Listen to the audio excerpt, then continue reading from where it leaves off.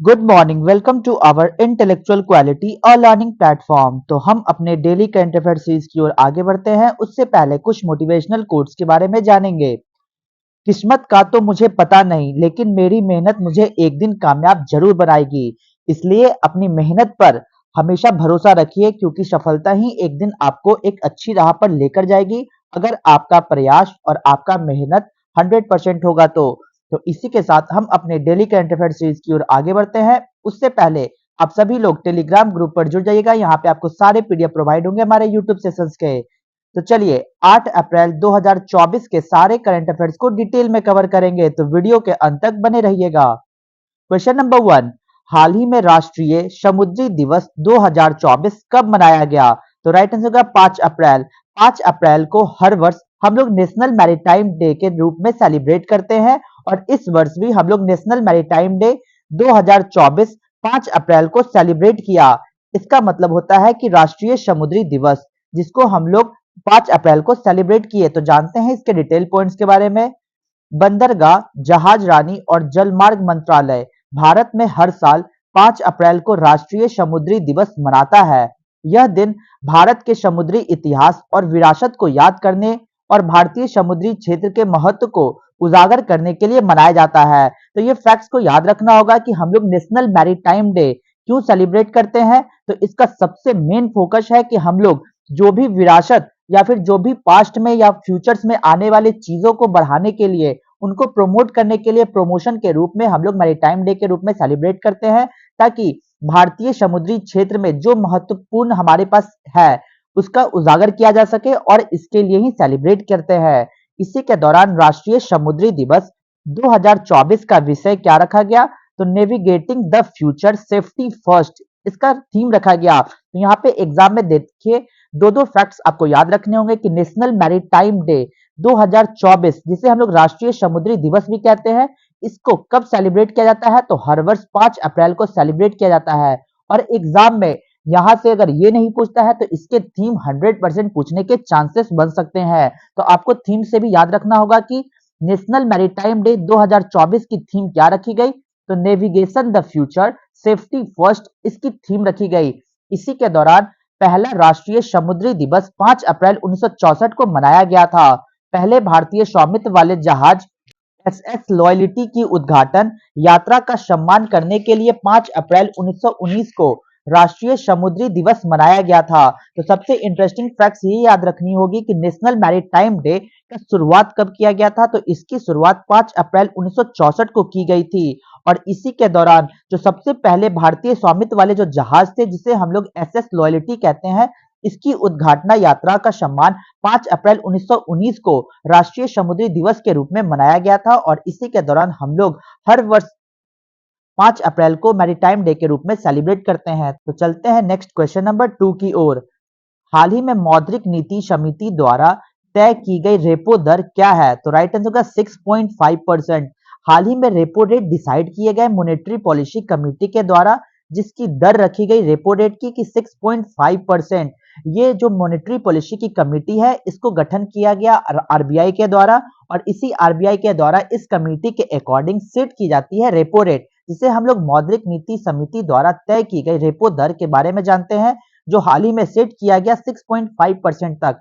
तो चलते हैं इसके पूरे डिटेल बैकग्राउंड के बारे में।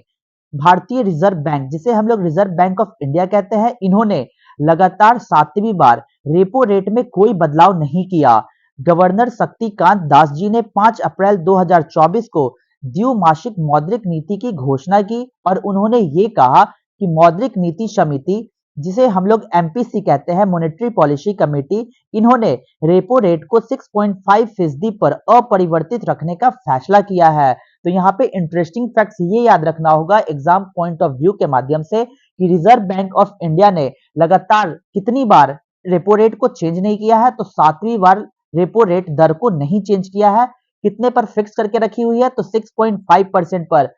इस रेपो रेट को कौन डिसाइड करता है? तो मॉनेटरी पॉलिसी कमेटी, जिसे हम लोग एमपीसी कहते हैं, इस कमेटी के द्वारा रेपो रेट को मेजर किया जाता है, और उसको बताया जाता है कि इतना ही परसेंट तक रखना होगा। जो किसके द्वारा गठन किया गया था? तो रिजर्व बैंक ऑफ इंडिया के द्वारा एक कमेटी बनाई गई। उसी कमेटी का नाम है मॉनेटरी पॉलिसी कमेटी और इस कमेटी के अकॉर्डिंग डिसाइड किए जाते हैं रेपो रेट, जो लगातार 7वीं बार 6.5% पर ही अपरिवर्तित बना हुआ है। रेपो रेट के बारे में जानते हैं कि आखिर रेपो रेट क्या है। तो यहाँ पर देखिए ये सारे इंटरेस्टिंग फैक्ट्स है, कीवर्ड है जिसको आपको याद रखना होगा।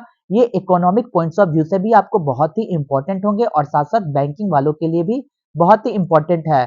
तो देखिए जानते हैं रेपो रेट हमारे इंडिया में कितने हैं, तो 6.5% है। तो इसके पूरे डिटेल पॉइंट्स के बारे में जानते हैं, इसके डेफिनेशंस के बारे में।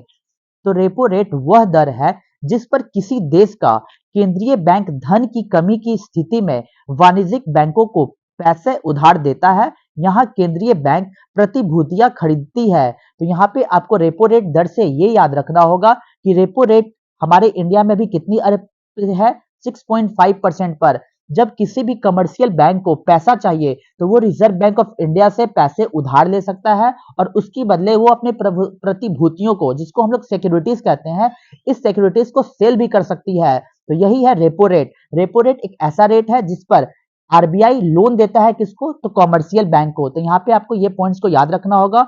और जानते हैं स्टैंडिंग डिपॉजिट फैसिलिटी, जिसे हम लोग एसडीएफ कहते हैं। तो स्टैंडिंग डिपॉजिटिव फैसिलिटी क्या है, तो ये 6.25% पर बनी हुई है हमारे इंडिया में। तो जानते हैं एसडीएफ क्या है। तो स्टैंडिंग डिपॉजिट फैसिलिटी एक तरलता खिड़की है जिसके माध्यम से आरबीआई बैंकों को अतिरिक्त तरलता बनाए रखने का विकल्प देगा। तो यहाँ पे आपको ये फैक्ट्स को याद रखना होगा कि स्टैंडिंग डिपॉजिट फैसिलिटी क्या है। तो ये एक ऐसी फैसिलिटी है जो हमारे पूरे वर्ल्ड, पूरे इंडिया में मनी का फ्लो, मनी का तरलता, जिसे हम लोग लिक्विडिटी कहते हैं, उसको मेंटेन करने के लिए आरबीआई आदेश देते हैं जितने भी बैंक है, चाहे वो कॉमर्शियल हो, चाहे पब्लिक हो, चाहे प्राइवेट हो। तो वो सारे बैंकों को आरबीआई के द्वारा निर्देश दिया जाता है कि आपको एसडीएफ 6.25% आपको मेंटेन करना होगा। तो ये एसडीएफ मेंटेन कौन करता है, तो बैंक मेंटेन करते हैं अपने ही बैंकों में, जिसका रेट क्या रखा गया है, 6.25%। और इस तरीके से जो यह रिवर्स रेपो सुविधा से अलग है क्योंकि इसमें बैंकों का धन जमा करते समय संपार्श्विक प्रदान करने की आवश्यकता नहीं होती है। तो ये पॉइंट्स को याद रखना होगा कि स्टैंडिंग डिपॉजिट फैसिलिटी रेट कितनी है, 6.25%, जैसे कि मैंने आपको कवर किया। और भी जानते हैं एमएसएफ, जिसे हम लोग मार्जिनल स्टैंडिंग फैसिलिटी रेट कहते हैं, इसका अभी हाल ही में क्या है, तो 6.75%। तो देखिए एमएसएफ अनुसूचित बैंकों के लिए आपातकालीन स्थिति में आरबीआई से रात भर उधार लेने की एक खिड़की है जब अंतर बैंक तरलता पूरी तरह से समाप्त हो जाती है। तो मार्जिनल स्टैंडिंग फैसिलिटी क्या है, तो ये वैसी फैसिलिटी है जब किसी भी बैंक को वन नाइट का लोन चाहिए, एक रात के लिए अगर उधार चाहिए तो आरबीआई प्रोवाइड करता है मार्जिनल स्टैंडिंग फैसिलिटी रेट के माध्यम से, जो कितनी रेट से देती है, तो 6.75% से। और सीआरआर के बारे में जानते हैं। तो सीआरआर अभी हमारे पूरे ऑल ओवर इंडिया में पूरे बैंकों पर 4.50% का सीआरआर अवेलेबल है। तो जानते हैं सीआरआर क्या है। तो सीआरआर के तहत वाणिज्यिक बैंक, जिसे हम लोग कॉमर्शियल बैंक कहते हैं, इसके द्वारा केंद्रीय बैंक के पास जमा राशि एनडीटीएल के रूप में एक निश्चित न्यूनतम राशि बनाए रखने का आवश्यक होती है। तो यहाँ पे आपको याद रखना होगा कि सीआरआर कैश रिजर्व रेशियो, जैसे कि सीआरआर से ही मतलब ये समझ में आता है कि रिजर्व बैंक ऑफ इंडिया ने ये आदेश दिया है सारे कॉमर्शियल बैंक को कि आपके पूरे जो नेट डिपॉजिट होते हैं पूरे एक दिन में, तो उसको आपको हमारे आरबीआई में डिपॉजिट करना है। कितने परसेंट का, 4.50% आपको हमारे बैंकों में डिपॉजिट करना है, रिजर्व बैंक ऑफ इंडिया में। जैसे एक एग्जांपल लेते हैं कि पूरे दिन में अगर 100 रुपया पूरे बैंक में डिपॉजिट हुआ, क्रेडिट हुआ, ओवरऑल अगर 100 रुपीज आते हैं तो 100 रुपीज का 4.5 रुपीज आपको आरबीआई में जाकर रखना होगा एज अ कैश रिजर्व के माध्यम से। तो यही है सीआरआर और ये मैंडेटरी है सारे बैंकों के लिए। अब जानते हैं स्टैट्यूटरी लिक्विडिटी रेशियो एसएलआर, जो पूरी तरीके से बनाई गई है, कितना, 18%। तो ये जो एसएलआर है ये जमा का न्यूनतम प्रतिशत है जिसे एक वाणिज्यिक बैंक को तरल नकदी, सोना या अन्य प्रतिभूतियों के रूप में बनाए रखना चाहिए। तो ये फैक्ट्स को याद रखना होगा कि आरबीआई ने ये भी आदेश दिया सभी बैंकों को कि एसएलआर के माध्यम से, जिसका रेट क्या रखा गया है, तो 18%, और इसी परसेंट के माध्यम से सभी बैंकों को ये आदेश दिया गया है कि आप अपने पास चाहे कैश के फॉर्म में, चाहे गोल्ड के फॉर्म में या फिर अदर सिक्योरिटीज के फॉर्म में आप अपने पास आपको इतना मेंटेन करके रखना होगा। जैसे कि अभी जस्ट मैंने एग्जांपल बताया कि अगर 100 रुपया बैंक के पास आते हैं तो 4.5 रुपया कहाँ दिया जाएगा, तो आरबीआई में, और 18% यानी कि 18 रुपया बैंक को अपने पास जमा करके रखना होगा, चाहे वो कैश के फॉर्म में रखे, चाहे गोल्ड के फॉर्म में, चाहे अदर सिक्योरिटीज के फॉर्म में रखे। तो ये सारे फैक्ट्स थे। सबसे इंपॉर्टेंट पॉइंट हमारे डेली करंट अफेयर सीरीज के माध्यम से ये था कि हाल ही में आरबीआई के द्वारा एक मॉनेटरी पॉलिसी कमेटी की गठन की गई थी पहले, और उसी मॉनेटरी पॉलिसी कमेटी के अकॉर्डिंग रेपो रेट का दर 6.5% रखा है, जो 7वीं बार लगातार इसी रेट दर से बनती आ रही है। तो ये फैक्ट्स को याद रखना था और सारे डिटेल को मैंने कवर किया। तो चलते हैं अपने डेली करंट अफेयर सीरीज की क्वेश्चन नंबर 3 की ओर। हाल ही में बृहस्पति के किस चंद्रमा पर ओजोन गैस की खोज की गई है, तो राइट आंसर होगा कैलिस्टो। तो जानते हैं इसके डिटेल पॉइंट्स के बारे में। भारत सहित वैज्ञानिक की एक अंतरराष्ट्रीय टीम ने बृहस्पति के चंद्रमा कैलिस्टो पर ओजोन की मौजूदगी का संकेत देने वाली मजबूत सबूत खोजे हैं, जो सौर मंडल में बर्फीले खगोलीय पिंड पर होने वाली जटिल रासायनिक प्रक्रिया पर प्रकाश डालता है। इसी के दौरान यह अध्ययन इकारस पत्रिका के मार्च 2024 अंक में प्रकाशित हुआ था, और यह पराबैंगनी विकिरण की उपस्थिति में मुख्य रूप से सल्फर डाइऑक्साइड से बनी बर्फ SO2 एस्ट्रोकेमिकल बर्फ के रासायनिक विकास में शोधकर्ताओं की जांच की रूपरेखा को तैयार करता है। और इसी के दौरान शनि के बाद बृहस्पति के पास सौर मंडल में सबसे अधिक चंद्रमा है। कैलिस्टो बृहस्पति के सबसे बड़े चंद्रमाओं में से एक है और गेनीमेड और टाइटन के बाद सौर मंडल का तीसरा सबसे बड़ा चंद्रमा है। तो आपको ये फैक्ट्स याद रखना होगा कि हाल ही में साइंटिस्ट के द्वारा डिस्कवर किए गए एक अमेजन मून की, जो किसकी मून है, तो जुपिटर की मून कैलिस्टो की खोज की गई। उसका नाम क्या रखा गया, कैलिस्टो रखा गया। और ये देखा गया कि जो कैलिस्टो है वह बृहस्पति के सबसे बड़े चंद्रमाओं में से एक है, जो कि शनि के बाद बृहस्पति के पास सौर मंडल में सबसे अधिक चंद्रमा है। तो ये सारे फैक्ट्स को याद रखना होगा कि सैटर्न के बाद सबसे ज्यादा चंद्रमा किसके पास है, जो जुपिटर के पास। और हाल ही में कैलिस्टो को देखा गया, जो जुपिटर की एक ओजोन लेयर वाली मून है। तो ये सारे फैक्ट्स को याद रखना होगा। तो चलते हैं अपने नेक्स्ट क्वेश्चन नंबर 4 की ओर। भारत सरकार अपना पहला वाणिज्यिक रणनीतिक कच्चे तेल का भंडारण कहां विकसित करेगी, तो राइट आंसर हो जाएगा कर्नाटका। कर्नाटका में हाल ही में भारतीय सरकार के द्वारा डेवलप किया जाएगा पहला commercial strategic crude oil storage की। तो जानते हैं इसके डिटेल पॉइंट्स के बारे में। भारत सरकार ने देश में रणनीतिक पेट्रोलियम भंडार बनाने और संचालित करने के लिए एक विशेष इकाई Indian strategic petroleum reserve limited का गठन किया, और यह इकाई ने कर्नाटका के पादुर में 25 लाख टन भूमिगत भंडारण बनाने के लिए 22 अप्रैल 2024 तक बोलिया को आमंत्रित की है। तो यहाँ पे आपको इंटरेस्टिंग फैक्ट्स ये याद रखनी होगी कि हाल ही में हमारे इंडिया के स्ट्रेटेजिक पेट्रोलियम रिजर्व लिमिटेड को बनाने की एक विचार रखी गई, और इसी के दौरान कर्नाटका के पादुर में क्रूड ऑयल स्टोरेज को बनाने के लिए भारतीय सरकार ने मंजूरी दे दी। और इसी के तहत भारत किसी भी आपूर्ति व्यवधान के खिलाफ बीमा के रूप में भंडार बढ़ाने के प्रयासों के तहत अपना पहला वाणिज्यिक कच्चे तेल का रणनीतिक भंडारण बनाने की योजना बना रहा। और इसी के दौरान ISPRL ने कहा कि परियोजना के लिए अनुदान की अधिकतम सीमा 3,308 करोड़ रुपए होगी, और इसी के लिए इस बोलियां को आमंत्रित करने के लिए 22 अप्रैल 2024 तक 25 लाख टन भूमिगत भंडारण बनाने के लिए इसे आयोजन किया गया। तो यहाँ पे इंटरेस्टिंग फैक्ट्स ये याद रखनी होगी कि भारतीय सरकार ने मंजूरी दी है कर्नाटका को, ताकि वहां पे एक स्ट्रेटेजिक पेट्रोलियम रिजर्व लिमिटेड को बनाया जा सके, जो पूरी तरीके से क्रूड ऑयल स्टोरेज पर बेसिस होगी। तो चलते हैं नेक्स्ट क्वेश्चन नंबर 5 की ओर। हाल ही में वर्ल्ड हेल्थ ऑर्गेनाइजेशन द्वारा किस AI आधारित डिजिटल स्वास्थ्य प्रोमोटर को अनावरण किया है, तो राइट आंसर होगा शारा। शारा को हाल ही में WHO द्वारा अनवील किया गया AI आधारित ये एक डिजिटल स्वास्थ्य प्रोमोटर है, जिसको हाल ही में अनवील किए गए, अनावरण किए गए वर्ल्ड हेल्थ ऑर्गेनाइजेशन के द्वारा। उसका नाम क्या है, तो शारा नाम है। तो जानते हैं इसके डिटेल पॉइंट्स के बारे में। मेरा स्वास्थ्य मेरा अधिकार पर ध्यान केंद्रित करते हुए विश्व स्वास्थ्य संगठन ने जनरेटिव आर्टिफिशियल इंटेलिजेंस द्वारा संचालित एक डिजिटल स्वास्थ्य प्रोमोटर प्रोटोटाइप सारा को लॉन्च किया है। ये जो सारा है, ये स्वास्थ्य के लिए एक स्मार्ट AI प्रसंस्करण सहायक बनने वाली है, जो नए भाषा मॉडल और अत्याधुनिक तकनीक का उपयोग करके एआई संचालित स्वास्थ्य सूचना अवतारों के विकास का प्रतिनिधित्व करता है। इसी के दौरान यह किसी भी डिवाइस पर 8 भाषाओं में कई स्वास्थ्य विषयों पर उपयोगकर्ताओं को 24 घंटे व्यस्त रख सकती है और इसे स्वस्थ आदतों और मानसिक स्वास्थ्य सहित प्रमुख स्वास्थ्य विषयों पर जानकारी प्रदान करने के लिए प्रशिक्षित भी किया जा गया है। तो ये सारे फैक्ट्स को याद रखना होगा कि हाल ही में वर्ल्ड हेल्थ ऑर्गेनाइजेशन का एक कोटेशन था जिसका मतलब था कि मेरा स्वास्थ्य मेरा अधिकार। इसी के तहत सारा को लॉन्च किया गया जो पूरी तरीके से हेल्थ प्रोमोटर प्रोटोटाइप के रूप में लाया गया है, जो पूरी तरीके से आर्टिफिशियल इंटेलिजेंस द्वारा संचालित की गई है। तो इस सारा को लाने का उद्देश्य था कि स्वास्थ्य के लिए एक स्मार्ट एआई प्रसंस्करण को लाया जा सके जिससे हमारे स्वास्थ्य में बढ़ोतरी हुई और ताकि हर लोग इसको जान सके अपने जितने भी होने वाले बीमारियों को लेकर।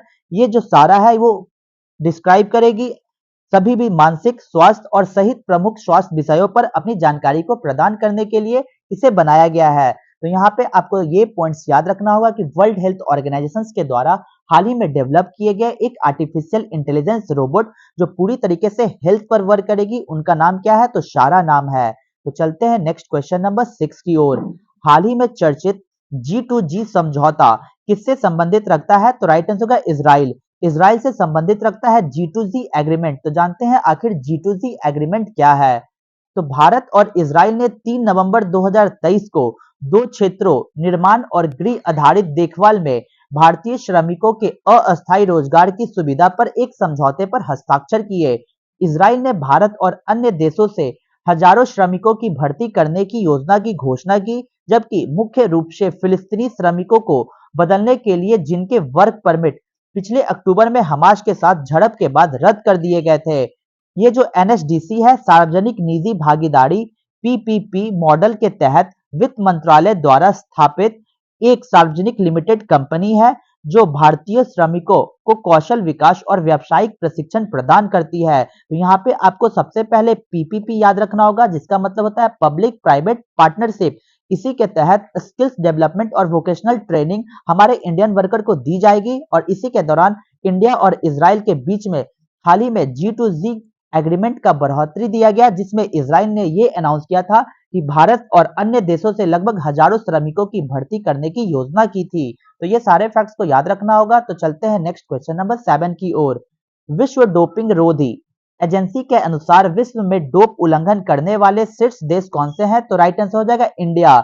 हमारा इंडिया डोपिंग के मामले में सबसे टॉप पे बना हुआ है। तो याद रखना होगा कि वर्ल्ड एंटी डोपिंग एजेंसी के रिपोर्ट में ये जारी की गई कि टॉप डोप वायलेटिंग कंट्री कौन सी है? तो हमारा भारत इसमें टॉप पे आया है। तो जानते हैं क्या रीजन है?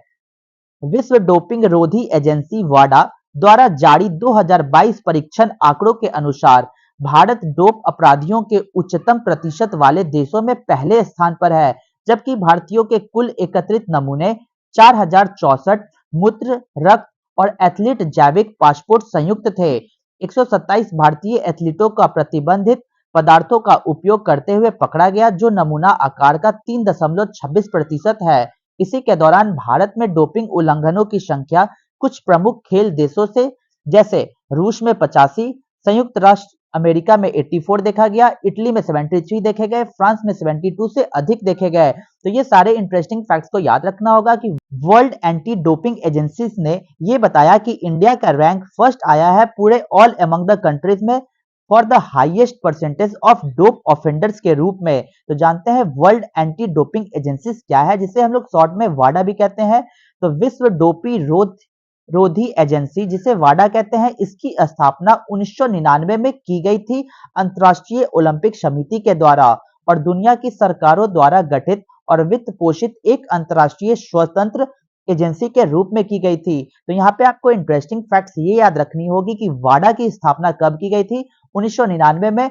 किस कमेटी के रिकमेंडेशन से? तो इंटरनेशनल ओलंपिक कमेटी के रिकमेंडेशन से वाडा की स्थापना की गई, जिसका पूरी तरीके से वर्क ये होगा कि अंतरराष्ट्रीय स्वतंत्र एजेंसी के रूप में ये वर्क करेगी। वैसे देश हमारे पूरे वर्ल्ड को, पूरे कंट्री को देखा जाएगा जिसमें डोपिंग से रिलेटेड यानी कि कोई भी एक ऐसी पदार्थ जिस जो नशीली पदार्थ है उसको इनहेल कर एथलीट्स खिलाड़ी उसको खेलते हैं उसी को रोकने के लिए वर्ल्ड एंटी डोपिंग एजेंसीज को गठित किया गया था 1999 में। इसकी हेडक्वार्टर कहाँ पे है? तो कनाडा के मॉन्ट्रियल में इसकी हेडक्वार्टर है। तो ये सारे फैक्ट्स को याद रखना होगा। तो चलते हैं अपने डेली करंट अफेयर सीरीज की क्वेश्चन नंबर 8 की ओर। हाल ही में 90th एचसीओ सुरक्षा परिषद की बैठक किसकी अध्यक्षता में आयोजित की गई थी? तो राइट आंसर हो जाएगा कजाकिस्तान। कजाकिस्तान के चेयरमैनशिप के under 90th SCO security council meeting को आयोजन किया गया। तो जानते हैं इसके डिटेल पॉइंट्स के बारे में। संघाई सहयोग संगठन, जिसे हम लोग एससीओ कहते हैं, इसके सदस्य देशों की सुरक्षा परिषदों के सचिवों की 90th वार्षिक बैठक 2 से 3 अप्रैल 2024 तक कजाकिस्तान के अस्ताना में आयोजित की गई। 29 मार्च 2023 को भारत ने सुरक्षा परिषद के सचिवों की 18वीं बैठक की अध्यक्षता की और एससीओ सदस्य देश नई दिल्ली में आए। तो ये सारे फैक्ट्स को याद रखना होगा। और इसी के दौरान भारतीय प्रतिनिधि मंडल का नेतृत्व राष्ट्रीय सुरक्षा सलाहकार एनएसए के द्वारा किया गया। जो कौन है? तो अजीत डोभाल जी हैं। इन्होंने ही इसकी गठित की है और इसकी नेतृत्व की गई। उन्होंने ये भी बताया कि जो एससीओ के वर्तमान अध्यक्ष कजाकिस्तान के राष्ट्रपति कासिम जोमार्ट टोकायेव से भी मुलाकात की। तो ये फैक्ट्स को याद रखना होगा कि हाल ही में 19th annual meeting of secretaries of the security council of Shanghai cooperation organisations की मीटिंग 2 से 3 अप्रैल 2024 को गठित की गई। और इसी मीटिंग के दौरान इसका जो लीडरशिप था, चेयरमैनशिप था, वो कौन था? तो कजाकिस्तान था इसका चेयरमैन के शिप में। तो जानते हैं संघाई कोऑपरेशन ऑर्गेनाइजेशंस के बारे में।